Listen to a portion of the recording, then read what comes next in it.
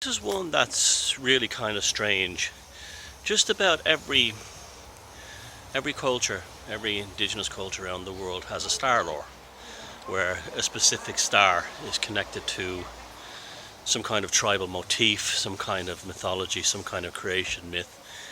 And we had this famous one is the Dogon tribe of Mali in West Africa, and the star Sirius, and it's binary. I think it was Robert Temple wrote that kind of seminal book on it back in the 70s, the Sirius mystery. But there's a lack of star lore in Irish mythology and also in Nordic mythology. There's lots of lore relating to the sun, relating to the moon, but very little relating to stars. It's kind of weird. Now, if you look at the Neolithic, from the earlier Neolithic era, you see a lot of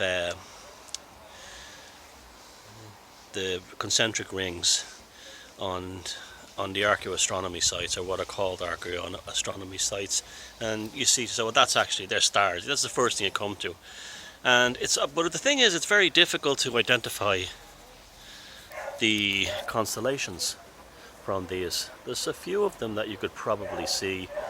There's identifiable constellations in terms of plotting, not their names. They would add different names for them. But you don't get many stories about such and such a god or a deity related to stars or the Milky Way or things like that. Like you get in Egyptian mythology, the Milky Way plays a pivotal point in the creation myth there. You don't get that here. You don't get that. It is a very strong solar idea. You have like in Ireland you have Lu of the Long Arm, and you have Lulanthada, same character, and also the Crom Cruach. That's in the last pagan god that was worshipped in Ireland before Christianity, is also a solar fertility god. Now, and again, the Nordic, the same thing too. And in the Slavic, the thing seems to be that instead of a star lore, they have an environment lore. They have gods and goddesses, trees, the landscape. You have Thor, who represents the power of the sky, the power of the elemental forces of the air, and also things like the gravity and the collapsing of things from the sky to the earth, and that kind of thing. You have the Yggdrasil tree, the Celtic tree lore, all that kind of thing, but not a lot of star lore. Now, what's the reason for this? We have a lot of grey skies here compared to the Middle East, compared to Egypt, compared to most places, so you probably wouldn't get the same level of engagement with the stars above, the same kind of intensity you would have, say, in the desert in Arabia, when the pagan tribes there were very central to things like that. They observed many things, like meteorites were very pivotal in their culture.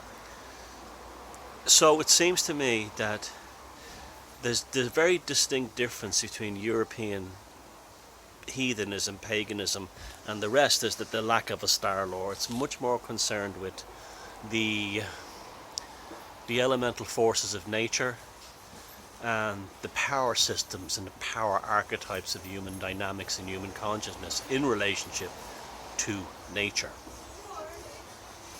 Unless anyone has any other information, I can't think of anything, but it seems to me that I can remember once there was a theory put out there, and I don't know who put it out there, but it's a good one, is that Greek civilization went into decline and was eventually replaced by Roman civilization because they took the gods out of the landscape. Their pagan gods and goddesses were very much like Northern or Western European archetypes, and they placed them in the sky, as the constellations, and therefore you had a distraction. Gods and goddesses were no longer here in the landscape, in the here and now, but they were off into the heavens. So they were non-accessible gods, and when you put them on an elevated platform, what you've done is you've created gods and goddesses who are your superiors, rather than in the heathen. And you see this with the likes of Thor. Thor is a very accessible kind of god. You could feel like you can go for a pint with him. You feel like you could hang out with him. And even Odin has a kind of a very fatherly aspect to him. Same breed here in Ireland is known as Saint Bridget, very maternal. So maybe the star lore actually comes with disadvantages.